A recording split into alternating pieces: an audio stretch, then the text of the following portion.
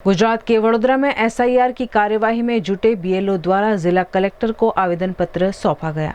गुजरात सरकार की एसआईआर कार्यवाही में शिक्षकों और सरकारी कर्मचारियों को जोड़ा गया है, लेकिन इस कार्यवाही में सरकारी कर्मचारियों पर काफी दबाव आ रहा है, जिसके चलते पिछले 4 दिनों में 4 बीएलओ की मौत हो गई है। आज भी वडोदरा में सहायक बीएलओ के रूप में कार्यरत महिला कर्मचारी की मौत हार्ट अटैक से हुई है। इस मामले कलेक्टर कार्यालय में आवेदन देकर पीड़ित शिक्षकों के परिवार को 1 करोड़ की सहायता देने की मांग की गई है। હું બાબા સ્કૂલમાં કામગીરી કરી રહ્યો છું બીએલઓ તરીકે। મને પગમાં વાગેલું છે, છતાં પણ ઉપરથી એવું કહેવામાં આવ્યું કે તમારું કામ તમારે કરવું પડશે કાં તો કરાવવું પડશે।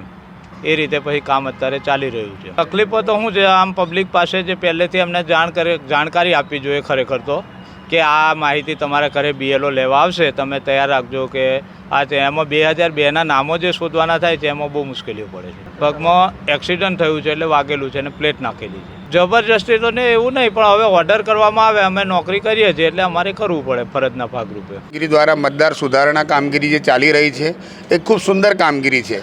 લોકશાહી આનાથી મજબૂત બનશે, પરંતુ એની સાથે જે કામ લેવાની પદ્ધતિ અને કામમાં જોડાયેલા કર્મચારીઓને શારીરિક અને માનસિક ક્ષમતાઓને મર્યાદાઓને સમજીને જો કામ લેવામાં આવે તો આજે જે ઘટના બની છે, ઇવન ગુજરાતમાં છેલ્લા 2-3 દિવસમાં જે સમાચાર આપણે સાંભળી રહ્યા છે એ આ કામગીરીના ભારણ અને પ્રેશરમાં વ્યક્તિઓ કર્મચારીઓ પોતાનો જીવ ગુમાવી રહ્યા છે, જે ખૂબ જ દુઃખદ ઘટના છે। આજે એક સારું કામ કરવા જઈ રહ્યા છીએ આપણે, પરંતુ એની સાથે કામ લેવાની પદ્ધતિથી માણસો હેરાન પરેશાન થાય, ખોટા પ્રેશરમાં માનસિક રીતે ત્રાણ અનુભવે અને પોતાનો જીવ ગુમાવે એ ખોટું છે। એટલે અમારી તંત્રને વિનંતી છે કે જે માણસો કામગીરી કરી રહ્યા છે કામ કરે છે, પરંતુ એની મર્યાદાઓ અને એમની સાથે એક સહાનુભૂતિપૂર્વકના વર્તન સાથે જો કામ લેવામાં આવે તો કામ ખૂબ સારી રીતે થશે અને એક સમયમાં જ કામ પૂરું કરવું। એસઆઈઆરની કામગીરી ખૂબ સારી કામગીરી છે, પરંતુ મર્યાદાને વાસ્તવિકતા સમજવી જોઈશે આપણે કે કામ જેની સાથે કરવાનું છે એ લોકો કેટલો સહકાર આપી રહ્યા છે। પબ્લિકમાંથી જે ડેટા કલેક્શનને જે ફોર્મની માહિતી મેળવવાની છે એ કેવી રીતે મળી રહી છે।